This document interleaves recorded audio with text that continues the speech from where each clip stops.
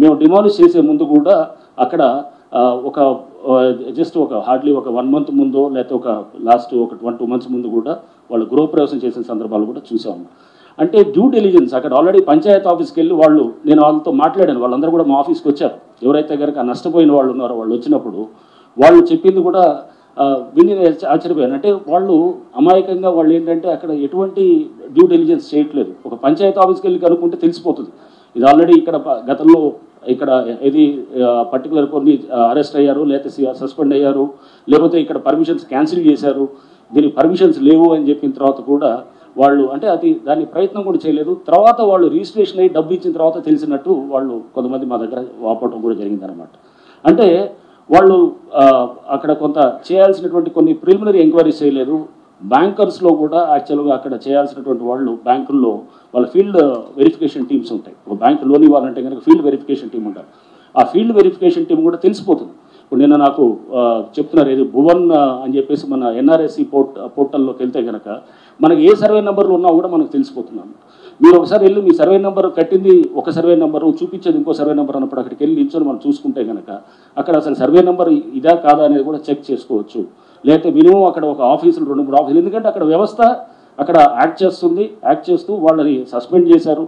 Suspend చేసి వాళ్ళ మీద యాక్షన్ చేసి పర్మిషన్స్ క్యాన్సిల్ చేసిన తర్వాత కూడా అయినా కానీ కూడా అక్కడ వాళ్ళు పర్మిషన్స్ క్యాన్సిల్ చేసిన తర్వాత పంచాయతీలు పర్మిషన్స్, ఉదాహరణకి ఇది అమీన్పూర్ చెప్పాను కదా, ఇది విల్లాస్ మేము ఏదైతే డిమాలిష్ చేసాము, పర్మిషన్స్ క్యాన్సిల్ చేసిన తర్వాత కూడా అతను ఆగకుండా పర్మిషన్స్ క్యాన్సిల్ చేసినా కానీ కూడా ఇంకా ఏది కన్స్ట్రక్షన్ చేస్తూ పోయారు.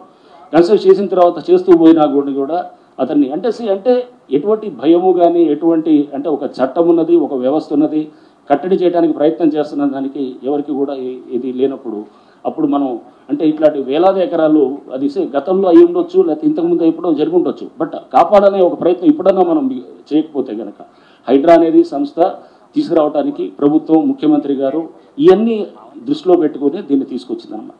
సో అందుకోసం హైడ్రా బాధితులు అని వీళ్ళని అంటే కనుక హైడ్రా బాధితులు కాదు, మనం ఒకవేళ కనుక ఇవన్నీ చేయకపోతే కనుక సైలెంట్గా ఉన్న సిటీలో ఉన్న 1 కోటి మంది పైన వాళ్ళు రేపు మనం ఇదంతా వర్షం పడితే కనుక మొత్తం మనం అంతా మునిగిపోయేది వీళ్ళు బాధితులు అవుతారు.